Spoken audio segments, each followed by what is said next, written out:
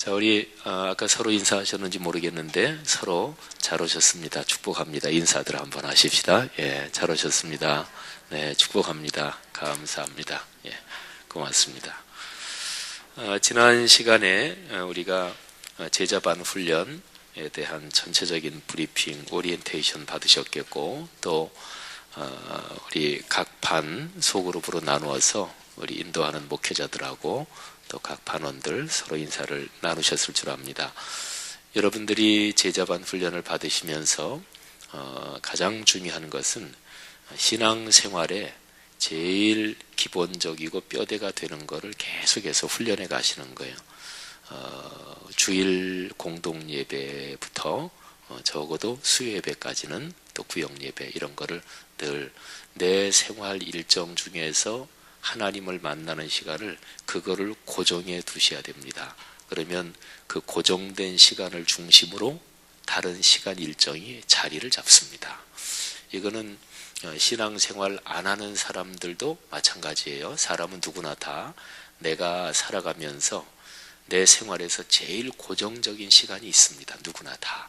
예를 들어서 어린 초등학교 아이를 둔 부모 같은 경우는 뭐 세상 없어도 월화수목금 아이들 학교 가는 시간, 학교 보내는 시간 그 고정이잖아요.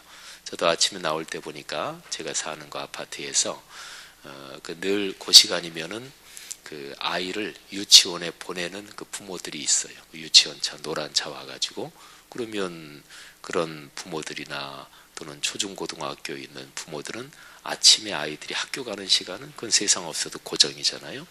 또 직장 생활하시는 분들은 직장 출근하시는 시간 이거는 고정이잖아요. 그죠? 그러니까 고정된 시간이 있고 그리고 그 외의 시간은 말하자면 고정 시간을 중심으로 해서 이게 짜여집니다. 여기 계시는 분들이 이렇게 뵈니까 뭐 직장 생활 하시는 분도 있을 테고 가정주부들이 있을 테고 근데 아무런 것에도 매이지 않는 사람 그러니까 흔히 뭐 백수라 그러나요? 가정주부는 직업이 없는 사람이 아닙니다. 사회법적으로도 전업주부 이게 직종 중에 하나예요. 말하자면 또 그게 굉장히 큰 일을 감당하고 계시는 거죠.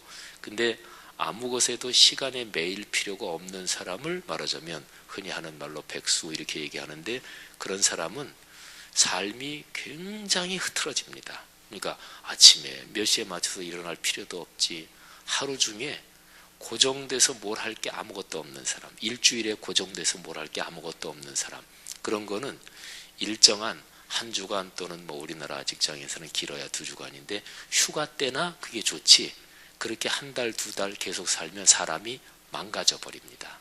왜냐하면 사람의 신체 구조 자체가 그래요. 신체 구조, 정신 구조, 영적 구조가 그렇습니다. 사람은 그 철학적으로 말하면 지향적 존재입니다. 이거는 뭐냐면 어느 방향으로 내가 이렇게 하잖아요. 그러면 그쪽으로 사람이 만들어져 가요. 그쪽으로 익숙해져요. 그러니까 뭐 이런 생활 습관도 그렇고 정신적으로도 그렇고 영적으로도 그렇고 어디를 향한다. 그쪽으로 하면 사람은 그쪽으로 점점 만들어져 갑니다. 우리 이제 김신구 목사님 찬양 인도해 주셨는데 김신구 목사님은 이제 목회자로서 굉장히 장점이 많은 사람이에요. 특별히 내가 부러운 게 이게 찬양을 잘하고 성대가 좋으시니까. 근데 김신구 목사님이 올해부터 싱크 맡았잖아요. 근데 싱크 맡은 우리 오충영 목사님이 맡았다가 지금 독일로 가셨는데 근데 싱크 맡은 사람이 성대 사용이 무지무지하게 많습니다. 근데 제가 생각하기에 금요일 저녁에 싱크 기도회 있거든요. 그거 뭐 담당 목회자가 인도하고 그다음에 토요일은 오후 1시부터 5시까지요. 김 목사님 오후 1시부터 5시까지 4시간 동안을 본당에서 주일 그 다음날 할 거 연습을 하거든요. 그리고 주일에 또 이제 그거 인도하지. 그러니까 가만히 생각하면 금, 토, 주일 3일 연속으로 성대 사용이 굉장히 많은데 저는 성대가 사실은 강하지 않아서 제가 그렇게 성대 사용하면 이게 아마 성대가 망가져 버릴 텐데 근데 김 목사님도 제가 이렇게 보면서 올해 초반에 보니까 조금 목이 이렇게 잠겨 있고 좀 그러더라고요. 그러니까 토요일 날 4시간이나 막 연습하고 그러니까 근데 요즘 제가 이렇게 보면서 요즘은 보니까 괜찮아요. 그러니까 벌써 이미 적응을 한 것 같아요. 그러니까 성대가 사실은 굉장히 좋은 분인데 그러니까 사람의 성대도 어느 쪽으로 하잖아요. 그러면 그쪽으로 이게 만들어져 가고 적응을 합니다. 너무 지나치면 적응을 못하지요. 그러니까 이런 거예요. 그래서 아무것도 매일 게 없는 백수, 이런 거는 휴가 때나 좀 그냥 뭐 일어나는 대로 일어나고 아무것도 안 하고 그냥 뭐 이렇게 하는, 그게 좋은 거지, 계속 그렇게 살면 사람은 정신적으로, 영적으로, 그리고 신체적으로도 망가지게 되어 있습니다. 신체도 망가집니다. 그래서 예술가들이 있잖아요. 예술가들은 사실은 그 사람들의 생활 구조가 백수 비슷합니다. 그래서 뭐 소설 쓰는 사람, 이런 사람은 뭐 소설 하나 써놓고 예를 들어서 좀 히트 쳐가지고 수입이 들어오면 그 다음 소설 쓰기 위해서 뭐 여행도 하고 그냥 막 이러잖아요. 그래서 예술가들이 망가지는 사람들이 많아요. 그건 상식적으로도 알죠, 그죠? 미술, 음악 이런 거 하는 사람들 중에서 작품은 불후의 작품을 남겼는데 뭐 자살을 한다든지, 고흐 같은 사람 있잖아요.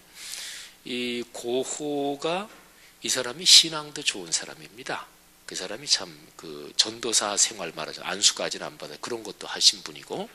근데 그래서 고흐의 작품 중에서 별이 빛나는 밤에, 그건 제가 너무너무 좋아하는 작품인데 나중에 어디 교회 하나 이제 그 카피를 해서 하나 걸 건데, 근데 그래도 예술가들은 자살한 사람들이 가끔 덜어 있습니다. 왜 그럴까요?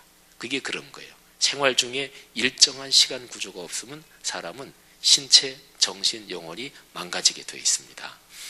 그래서 예술가들 같은 경우는 그 사람들이 보통 사람들이 상식적으로 다 생각하는 거, 그거를 소설을 썼다든지 그림을 뭐 그렸다든지 음악을 만들었다든지, 뭐 예를 들어서 초등학교 동요에 나오는 뭐 학교종이 땡땡땡 뭐 이런 정도에 이렇게 했다든지, 그러면 그거는 불후의 작품이 될 수가 없어요. 여기 최기욱 전사, 우리 작곡가 계시네요. 우리 최 전사님 있지만, 사실은 사람마다 틀리겠지만 예술가들 중에서 아주 독특한 사람은 실제로 삶의 리듬이 보통 사람하고는 다른 거예요. 그러니까 뭔가 새로운 걸 느끼고 만들어내는데 그 사람들의 삶의 구조가 사실은 위험합니다. 그러니까 그거는 예술가도, 그것도 말하자면 소명인 거예요. 자, 얘기가 좀 길어졌는데 훈련에 이거를 적용해 봅시다. 그러니까 모든 신앙생활의 훈련은 시간을 주님께 고정하는 거예요. 그러니까 일반적인 신앙생활에서 주일 성수, 이거는 세상 없어도 하나님 앞에서 내가 하나님 만나는 시간이다 고정하는 것이고, 수요 예배, 이렇게 몇 개의 시간을 딱 붙박이로 고정하는 거, 이게 신앙생활의 기초입니다. 그래서 여러분들이 제자훈련 받는 동안 요거를 고정한다. 근데 그거는 생활 구조상 나는 도무지 내 직업이나 뭐 이런 것상 고정할 수가 없다, 그런 사람도 있을 수도 있어요. 그런데 더 중요한 거는 마음의 문제입니다. 내 마음으로 아예 그렇게 한다, 그러면 아예 정리가 돼버립니다. 근데 마음을 아예 그렇게 주질 못하는 거예요. 마음이 자꾸 어떻게 그렇게 살아 뭐 이렇게 되는 거죠. 근데 일단 해보면 됩니다. 사람은 예를 들어서 어려운 일을 당하고 어떻게 살아, 근데 삽니다. 다. 사람은 적응력이 굉장히 뛰어난 존재예요. 여러분들이 제자훈련 받으시면서 시간 구조를 주일 성수 비롯해서 딱 고정하기, 이게 이제 제일 중요하다는 거 기억을 하시기를 바랍니다. 자, 1장 1구 한번 보십시다. 창조주이신 하나님. 여러분들이 거기에 우리 비전, 우리 교회 비전 문장하고 또 우리 교회 주제 성경 구절, 이거는 늘 암송하셔야 돼요. 자, 비전 문장하고 주제 성경 구절 암송하시는 분 하시고 못하시는 분은 보고하셔도 됩니다. 다 같이 연속해서 시작. 하나님 말씀의 거룩한 리더십으로 그리스도인의 삶과 세계를 변화시킨다. 아멘. 그 다음에 사도행전 6장 7절 말씀 앞뒤로 해서 시작. 사도행전 6장 7절 말씀. 하나님의 말씀이 점점 왕성하여 예루살렘에 있는 제자의 수가 더 심히 많아지고 허다한 제사장의 무리도 이 도에 복종하니라. 사도행전 6장 7절 말씀. 요거는 늘 암송하십니다. 그리고 우리 교회 비전 문장 할 때 맨 마지막에 변화시킨다 그리고 느낌표가 있죠. 그래서 느낌표를 표현하는 말이 아멘이에요. 그래서 비전 문장하고 변화시킨다 아멘까지 하시는 거예요. 그리고 나서 이어서 사도행전 6장 7절 말씀을 9절에 앞뒤로 붙이고 암송하는 겁니다. 자, 한 번 더 이제 연속해서 하겠습니다. 시작. 하나님 말씀의 거룩한 리더십으로 그리스도인의 삶과 세계를 변화시킨다. 아멘.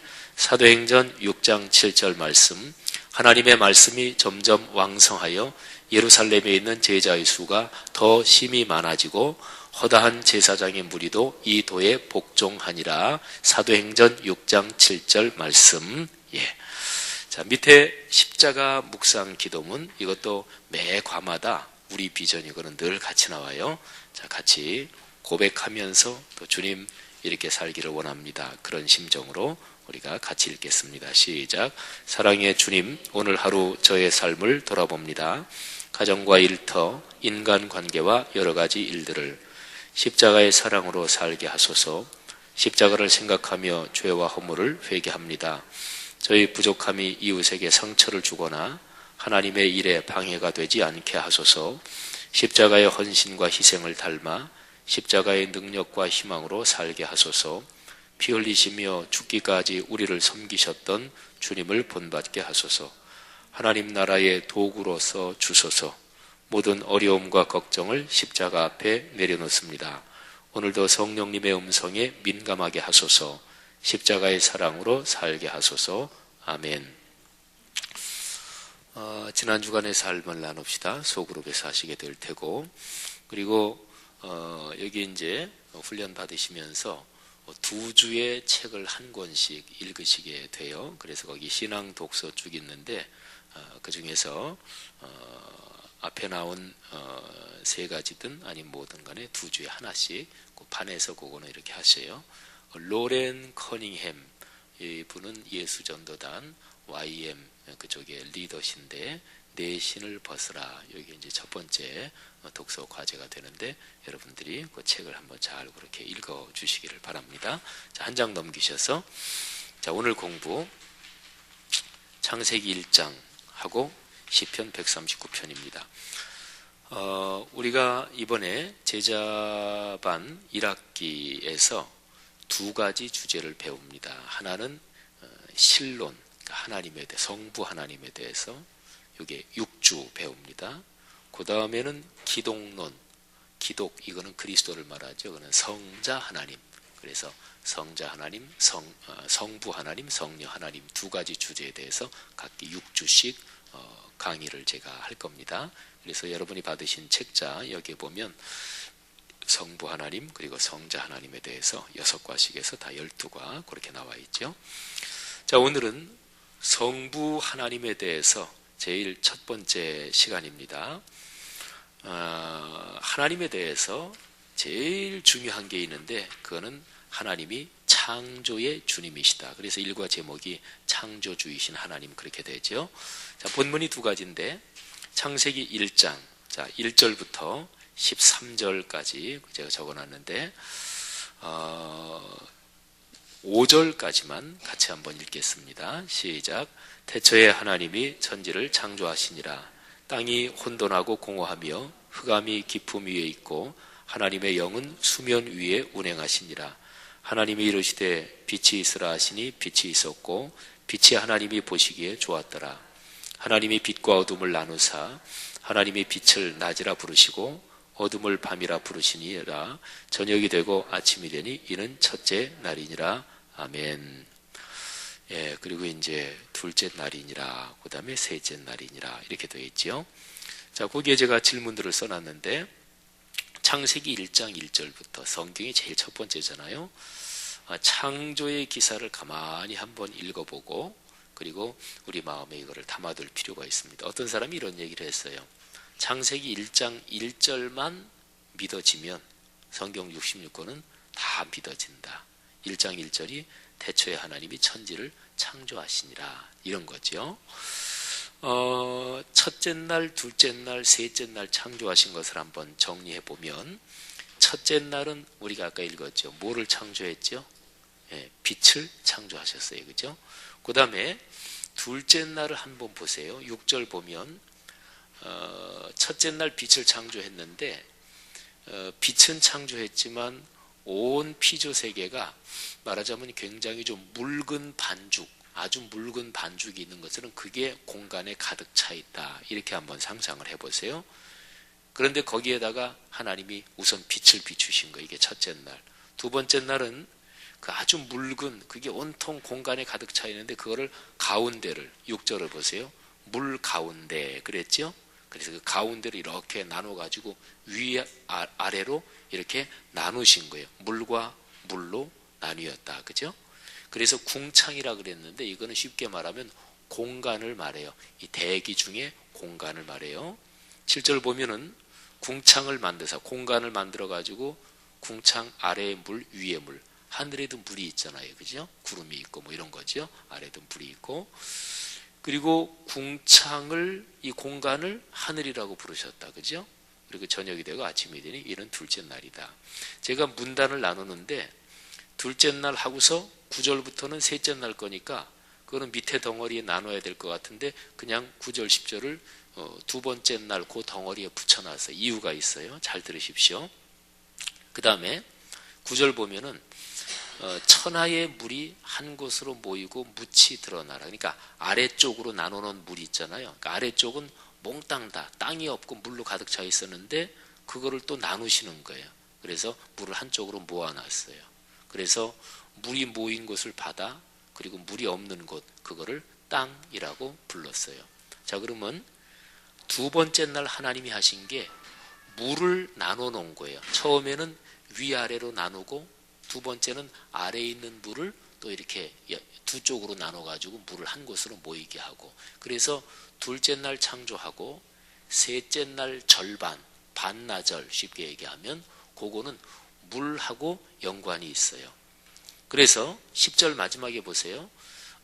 모인 물을 바다라 부르시니 그리고 뭐라고요? 하나님이 보시기에 좋았더라. 그죠? 예. 그래서 첫째 날 하나님이 창조하시고 4절에 보면 하나님이 보시기에 좋았더라.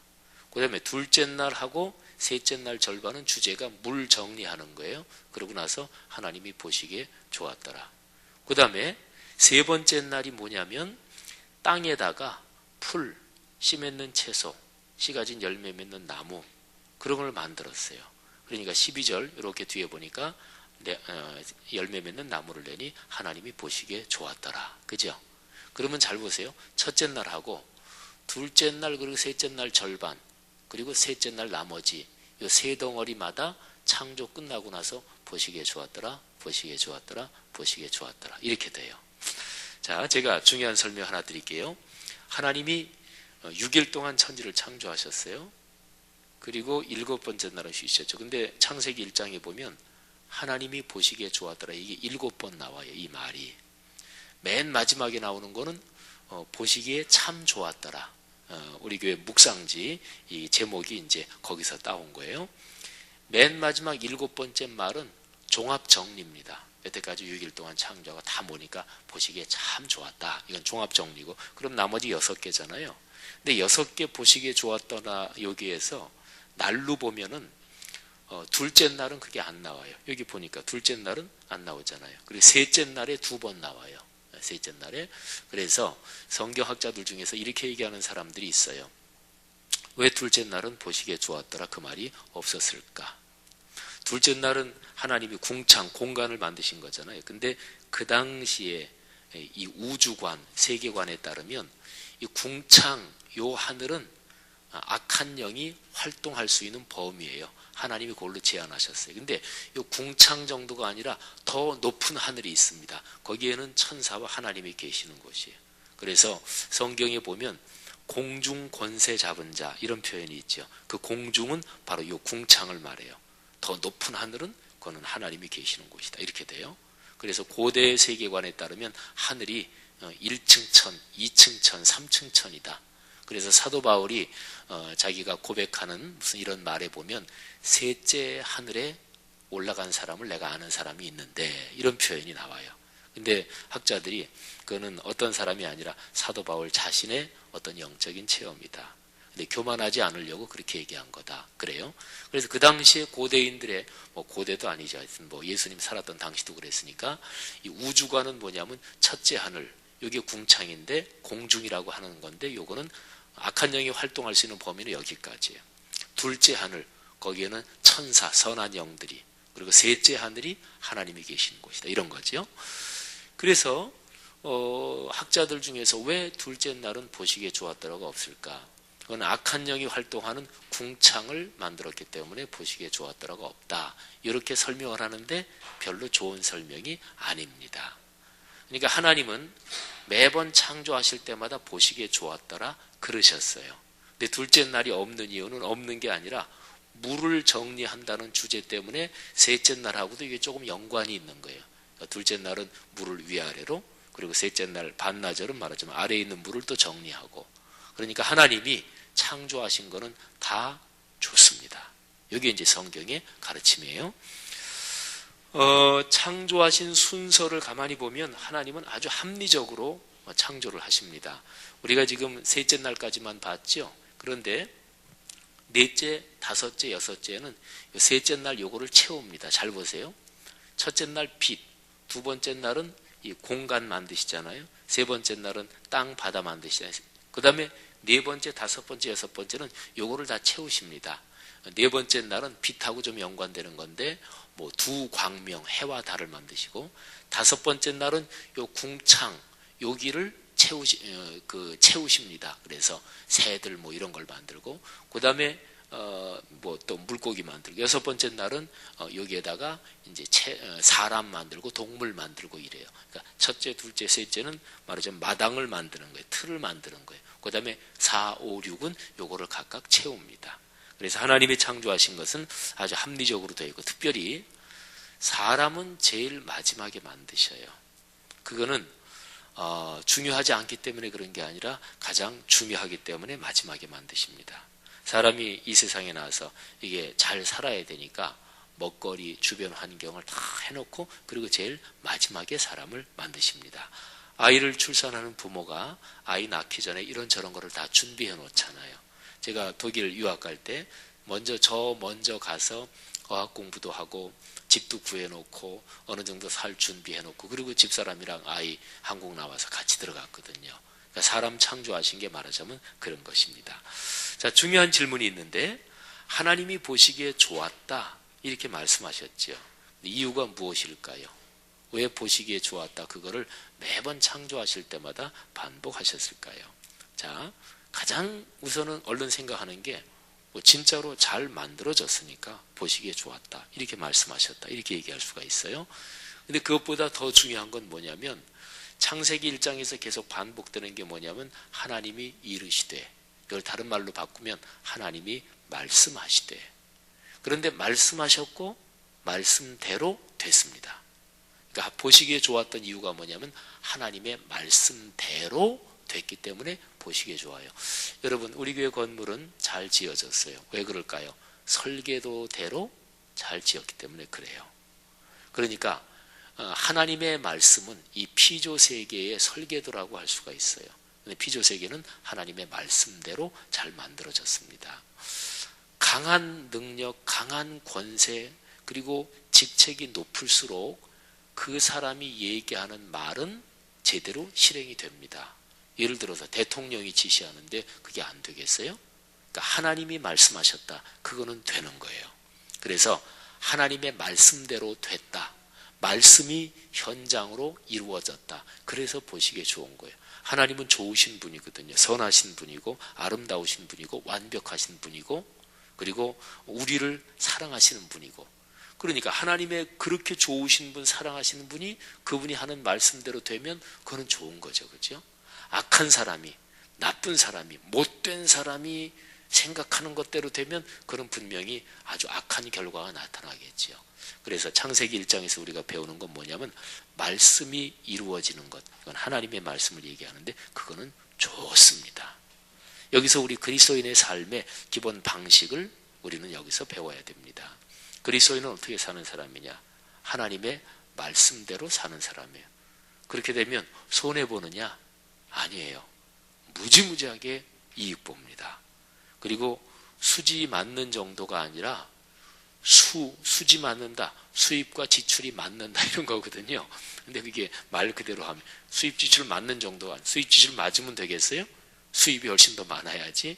그러니까 하나님의 말씀대로 살면 엄청나게 쉬운 얘기로 수입이 많고, 그리고 행복해지고 복을 누리면서 살게 되는 거예요. 이게 창세기 1장이 가르치는 거고, 또 하나 창세기 1장이 가르치는 게 아주 중요한 게 뭐냐면 피조 세계는 아름답습니다. 잘 만들어졌어요. 나중에 죄가 들어와서 망가졌지만, 그래서 그리스도인은 기본적으로 긍정적인 세계관을 가져야 돼요.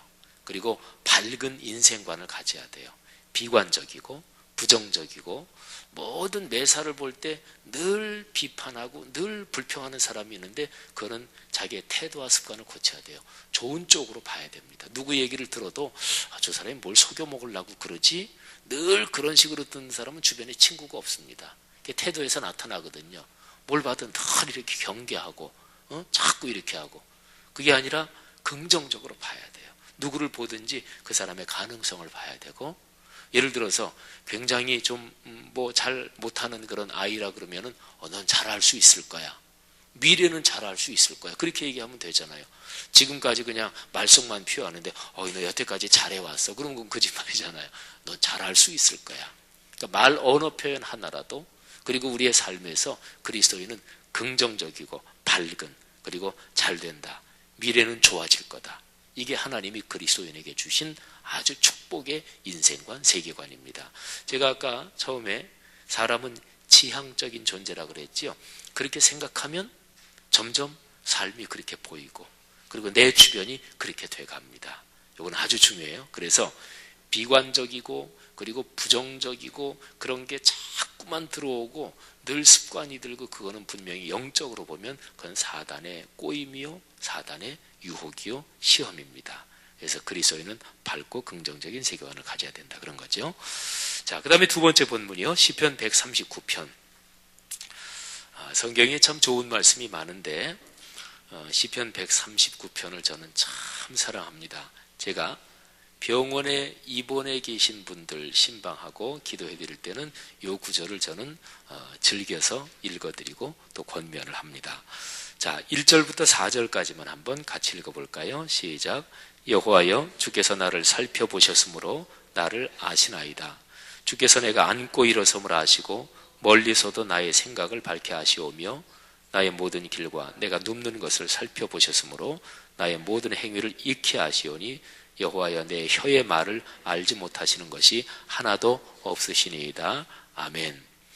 자, 여러분, 제가 뒤에 있는 질문, 그거를 지금 그냥 계속 이어서 하는데, 그 한 장 넘겨서 질문을 보면 처음 덩어리 1절부터 4절, 그 다음에 두 번째 덩어리는, 두 번째 질문은 두 번째 덩어리 5절부터 12절, 그 다음에 그 다음 질문은 13절부터 16절 세 번째 덩어리, 이렇게 제가 질문을 해놨어요. 자, 1절부터 4절 보면은 가장 중요한 게 뭐냐면 다 아신다. 하나님이 다 아신다, 그런 거예요. 여러분, 예를 들어서 오늘날은 개인정보가 중요하잖아요. 개인정보 함부로 유출하면 안 됩니다. 그래서 우리 교회 목회자들이 목회하면서 우리 성도들의 전화번호, 주소, 이건 절대로 유출하지 않습니다. 그리고 그런 거를 다른 사람에게 절대로 하자. 교적부는 목회자 외에는 아무도 보지 못합니다. 장로님들도 못 봅니다. 평신도들 누구나 딱 목회자들만 보고, 목회자들도 교적부 관련된 그 파일은 자기 개인 USB 메모리나 자기 노트북이나 절대로 카피 못합니다. 교적부를 필요한 때 빼가지고 신방을 하고 하지만, 필요하면 이거 빼가지고 할 수 있지만, 예를 들어서 교적부를 계속 빼가지고 그 프린트한 거를 자기가 가지고 있지 못한다. 그러면 안 된다. 이게 우리 교회 사역의 기본 매뉴얼입니다.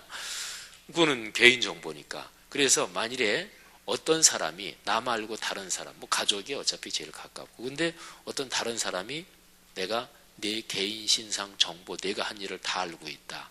그러면 행복할까요? 불편하겠죠. 그죠? 대단히 불편하고. 근데 하나님이 다 알고 있다. 예를 들어서 부모는 나를 다 알고 있습니다. 그죠? 남편과 아내는 뭐 서로 다 알죠. 근데 인간사에서 제 아무리 가까워도 다는 모릅니다. 그죠? 심정까지 어떻게 다 알겠어요? 뭐 예를 들어서 20년, 30년 산 부부지간도 저 사람이 나를 이렇게 몰라주나, 이래가지고 이게 싸울 때가 있는데, 근데 하나님이 나를 다 알고 계시다. 이거는 아주 예외적인 거예요. 하나님은 전능하신 분이니까, 나를 만드신 분이니까. 그러니까 진짜로 글자 그대로 다 알고 계셔요.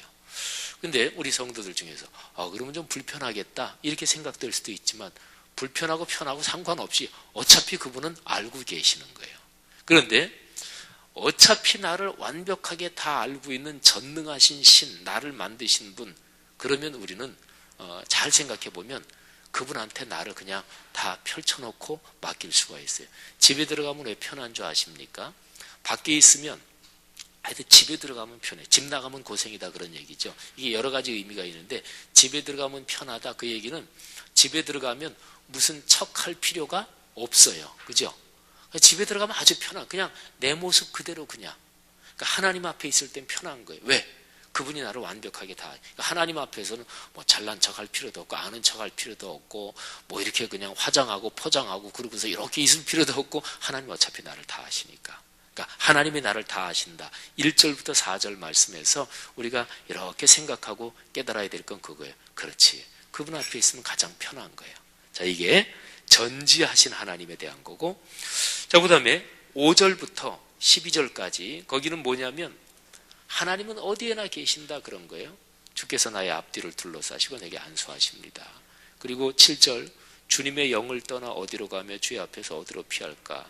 하늘에 올라가도 거기 있고 스올은 지옥을 말해 쉽게 얘기해서 거기도 있고 바다 끝에 거기도 있고 뭐 흑암이 나를 덮고 깜깜한데 숨는다 그런 얘기죠.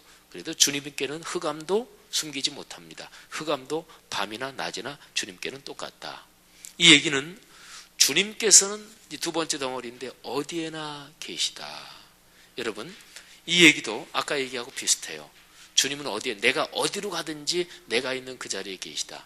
자, 그러면 불편한 게 있긴 있을 거예요. 뭐냐면 나쁜 짓 하고 죄 짓는 데는 분명히 불편할 거예요. 하나님이 늘 나를 보신다 그런 거니까. 근데 아까 첫 번째 덩어리 얘기한 거하고 비슷하게요. 어디에나 하나님이 계신다. 그러면 사실은 하나님이 나와 같이 계신다.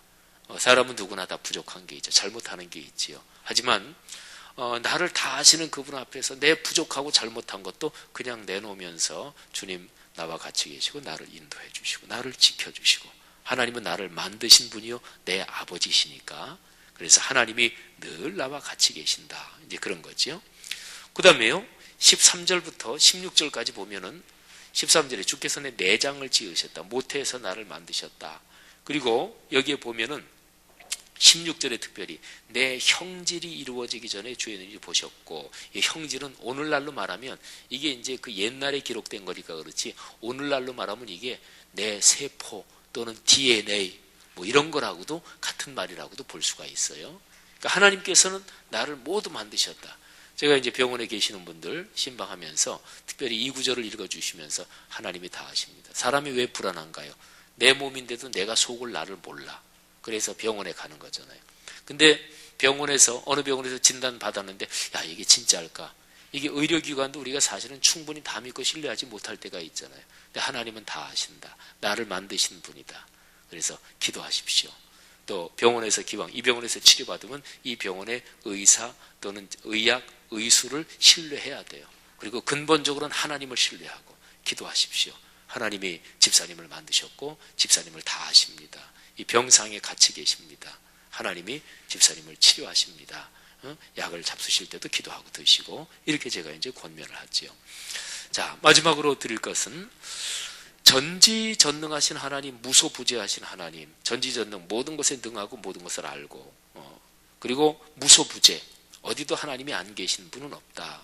자, 이거를 시편 139편은 다윗의 지은 시인데 다윗이 이걸 깨닫고 감동하고 있는 거예요. 자, 이거를 제대로 깨달으면 사람이 어떻게 될까요? 감동하지요. 하나님이 나와 같이 계시고. 여러분 한번 잘 생각해 보세요. 사람은 각각 자기의 지혜가 있는데 그걸 수라고 한번 생각해 보세요. 고수가 있잖아요. 바둑에도 고수 있고 이런 것처럼 정치에도 뭐 고단수가 있고 그렇다 그러잖아요. 그러면 하나님의 수가 높아요? 내 수가 높아요? 말할 것도 없죠. 하나님의 수가 높아요. 그래서 신앙이라는 건 뭐냐면 가장 고단수 하나님의 수를 인정하는 거예요. 그리고 그분께 신뢰하는 거예요. 이게 바로 신앙생활입니다.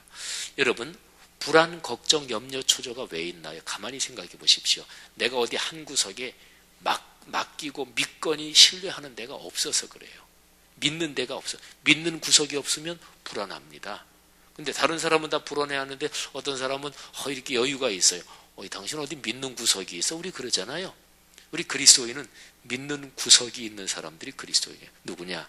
바로 창조의 하나님이다. 세상을 창조하신 분, 나를 창조하신 분, 그리고 당신이 만드신 세상, 나 비롯해서 모든 것을 다 그 메커니즘을 알고 계신 분. 당연하죠. 메커니즘을 알고 그분이 만들었기 때문에 그래요. 우리 교회 중예배실 거기에 조명이 안 들어와 가지고, 그런데 거기 설치한 업체에서 애프터 서비스에서 와가지고 이건 이래서 안 들어옵니다. 그분들이 오면은 금방 해결돼요. 왜? 그분들이 전문가니까. 그분들이 거기 제품을 만들기까지는 안 했지만은 전문가니까. 제품을 만든 사람 그러면 말할 것도 없죠. 더 잘 알아요. 우리 교회 건물 모든 구조에 대해서 현재 제일 잘 알고 있는 사람, 우리 교회 진석용 집사님. 왜?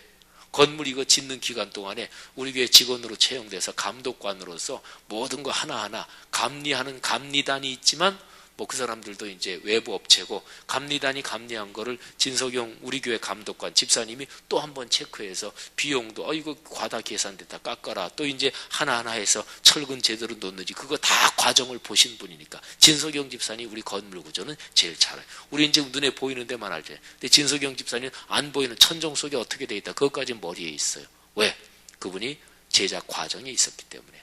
제작 과정에 있었는데, 그런데 더 잘하는 사람은 설계한 사람, 말하자면 정림 건축, 이미 이제 거래 관계는 끝났지만 근데 그쪽이 더 잘 알아요. 하나님은 우리의 삶을 만드신 분이십니다. 기독교 신앙의 기초가 이거예요. 하나님, 나의 아버지, 나를 만드신 분 내가 믿습니다. 여러분들이 신앙생활 하시면서 이 성경에 기록된 하나님에 대한 지식이 그냥 단순한 지식이 아니에요. 이 지식을 이렇게 듣고 성경적으로 정리하면서 그걸 끌어안고 기도하는 거예요. 그리고 고백하는 거예요.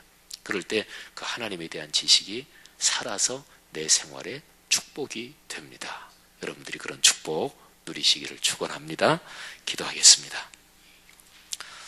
자, 한번 고백하면서 기도합시다. 이 시간에 전체 강의 들은 거, 그렇습니다. 하나님, 나를 창조하시고 세상을 창조하시고 또 다 아시고 제가 그런 창조주 하나님을 이 거룩한 진리의 말씀을 배웠으니 그렇게 믿습니다. 그리고 내 삶에 걱정, 염려, 근심, 그걸 한번 가만히 생각해 보세요. 신뢰하지 않기 때문에 그런 거거든요. 이 시간에 내려놓습니다. 우리 한번 통성으로 기도하고 제가 마침 기도하지요.